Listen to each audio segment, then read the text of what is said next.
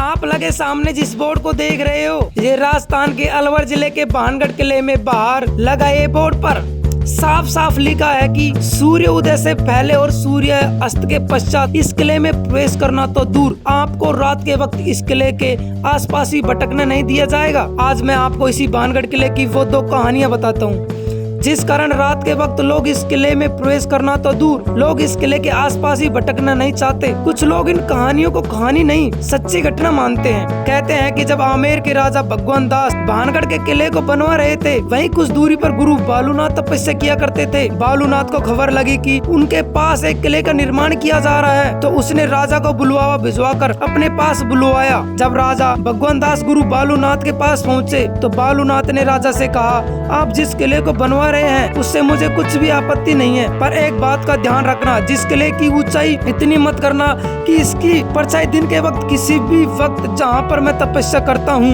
वहां पर मेरे पास पहुंचे और मुझे छुए।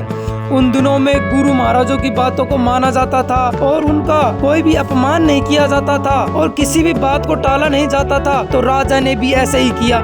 फिर किले के निर्माण में भी ऐसे ही किया गया था। किले के किसी भी भाग की ऊंचाई इतनी नहीं रखी गई जिससे किले की परछाई गुरु बालूनाथ तक नहीं पहुंच सके। इसका ख्याल 2 पीढ़ियों तक तो रखा गया, पर तीसरी पीढ़ी ने अपनी गद्दी संभाली तो उनने इस बात को गंभीर न लेकर गुरु बालूनाथ की चेतावनी को अनसुना कर दिया गया और उन्होंने कुछ स्थानों का पुनः निर्माण करवाया, किले को और ऊंचा करा दिया और आखिरकार किले की परछाई गुरु बालूनाथ तक पहुँच जाती है। जब ये परछाई गुरु बालूनाथ जहाँ पर तपस्या कर रहे थे वहाँ उस स्थान पर पहुंची तो बालूनाथ को बहुत गुस्सा आया और बालूनाथ ने श्राप दे दिया कि भानगढ़ एक दिन तबाह हो जाएगा, खंडर बन जाएगा। और उसी दिन के बाद भानगढ़ पर दुखों का पहाड़ टूट पड़ता है। और यह भी कहा जाता है कि 1783 में जो भयानक अकाल आया जिसमें मरने वालों का आंकड़ा करोड़ों में था, वो अकाल गुरु बालूनाथ के श्राप से आया था। और आजकल यहाँ पर श्राप देखने का असर मिलता है, जिस कारण से इस किले में रहना तो दूर, इस किले के आसपास ही भटकना नहीं चाहते। और दूसरी इम्पोर्टेंट कहानी उस राजकुमारी की कहानी है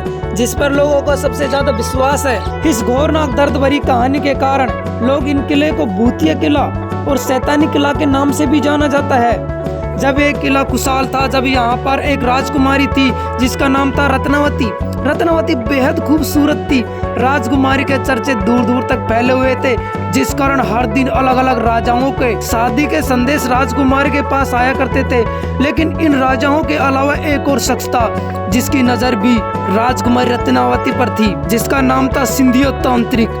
एक दिन जब सिंधिया तांत्रिक ने राजकुमारी को देखा तो सिंधिया तांत्रिक उसे देखकर पागल सा हो गया था। सिंधिया तांत्रिक राजकुमारी को पाना चाहता था, लेकिन सिंधिया तांत्रिक यह भी जानना चाहता था कि वो सीधे तरीके से राजकुमारी को नहीं पा सकता, क्योंकि वह शमशान में रहने वाला सिंधिया तांत्रिक और कहाँ महलों में रहने वाली राजकुमारी रत्नावती। तो सिंधिया तांत्रिक ने राजकुमारी को पाने के लिए एक ऐसा तरीका अपनाया जिससे उस क्षेत्र का नाश कर दिया। भानगढ़ में उन दिनों में बाजार लगता था, तो एक दिन तेल लेने के लिए आई रत्नावती की दासी बाजार पहुंची। बस सिंधिया तांत्रिक को भी उसी दिन का इंतजार था। वो दासी जब तेल लेकर वापस जाने लगी तो सिंधिया तांत्रिक ने उसे रोक लिया था और वो तंत्र मंत्र विद्या में इतना माहिर था, बहुत ज्यादा माहिर था। उसने उस तेल पर वशीकरण का मंत्र फूंक दिया था ताकि वो राजकुमारी को पा सके। दासी राजकुमारी के पास तेल लेकर पहुंच जाती है, पर राजकुमारी भी इस विद्या का ज्ञान रखती थी।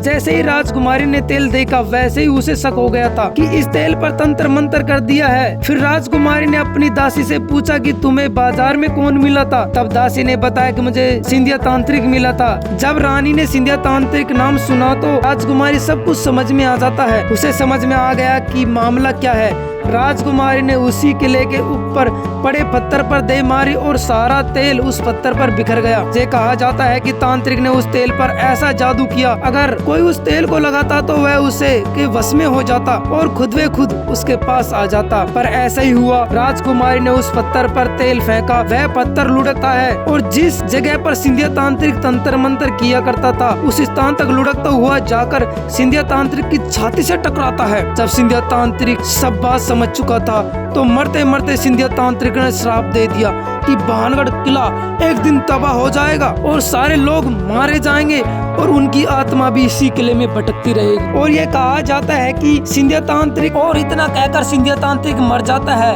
और इसके बाद भी ऐसा ही होता है, एक भयानक युद्ध होता है जिसमें भानगढ़ के सैकड़ों लोग मारे जाते हैं। और ये कहा जाता है कि सिंधिया तांत्रिक के श्राप के कारण आज तक इस किले में उनकी आत्मा भटकती है और रात के वक्त यहाँ चीखने चिल्लाने और अनसुनी आवाजें आती हैं।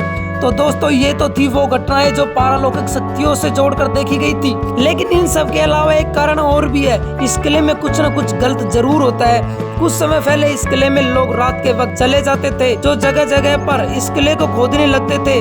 उनको लगता था कि इस किले के अंदर कुछ खजाना गड़ा हुआ है और वो इसी खजाने की तलाश में रात के वक्त किले की खुदाई किया करते थे। उस वक्त किले में रात के वक्त कुछ अनहोनी गतिविधियां होने लगती थी और कुछ असामाजिक तत्वों के कारण इस किले में रात के वक्त प्रवेश करना वर्जित किया गया। फिर 2016 में ऐसी घटना घटित हुई। फिर एक बार इस किले पर सवाल खड़े हो गए। दरअसल इंडियन पैनोरमा सोसाइटी के प्रमुख गौरव तिवारी एक न्यूज चैनल के साथ मिलकर इस किले की जांच पड़ताल करने आए थे। गौरव तिवारी ने भी ऐसी पारलौकिक शक्तियों पर बहुत रिसर्च कर रखी थी। वो भी जानना चाहते थे क्या वाकई में ही इस किले पर कोई पैनोर्मल एक्टिविटी होती है, क्या इस जगह पर कोई भूत प्रेत है या लोगों का वहम है। लेकिन इस किले में जांच पड़ताल करने के बाद कुछ समय के बाद 7 जुलाई 2016 को उनके अपने घर में बड़ी रहमी से एक मौत हो जाती है।